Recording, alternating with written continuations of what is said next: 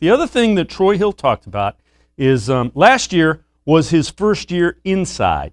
And when he was covering strictly the slot, the inside part, he was Pro Football Focus's #1 ranked slot or nickel corner, however you want to term it.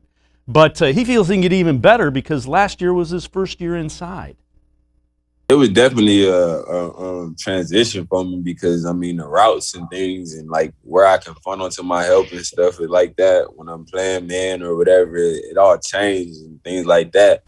But, I mean, I never really knew how successful I could be. I just was up for the challenge type of thing. Like, I turned myself as a football player, and I feel like right now, like, yeah, even though I had a good season, there's still so much more room for me to grow at that position. Like, I'm still learning that position. I'm still fresh at it. So, I mean, I'm excited for what year 2 can bring for me. So, just to keep on going type of thing, get a little more technique in there.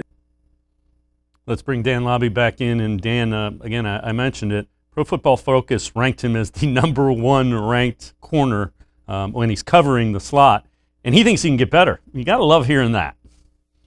Yeah, this is a guy that's going to be 30 in August, and he sounds, when he talks like that, like a guy who's just coming into the league, and that's exciting. This is a guy that's hungry to kind of learn a new position and learn what it takes to grow in that position. And, the Browns and Joe Woods and Jeff Howard, they can all sort of bank on this guy wanting to be better and embrace that role. It's such an important role, and I got to write about it a couple off seasons ago. I talked to a bunch of guys that played slot receiver and a bunch of guys that played that nickel back, and it's just a different mentality and a different mindset, and it's so technique oriented. And that's really where Troy Hill pointed is he's got to get better at that technique now. That's the next step. And, the Browns are going to get him in. He knows what his role is going to be. They know what they want his role to be, and they can just really fine tune everything around that.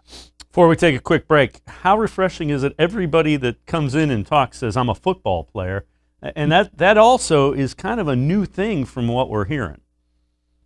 And it's how the Browns, I think, want to address this position. Now, whether Troy Hill is here for a number of years or if this is a one-year sort of deal, whatever it is with him, whatever they decide to do in the future, I think when they seek out DBs like this, they're going to want guys who can play all over the place. So Troy Hill is going to be the slot corner, but if Greedy Williams is slow coming along, or if they draft a cornerback high and he's just not ready, or Denzel Ward gets hurt, we know that Denzel Ward misses games, you're going to be able to move Troy Hill to the outside if you need to. And yes, there's a domino effect there, and you're going to have to find somebody else to play in the slot, but you just love having that versatility, and that just adds depth to your roster.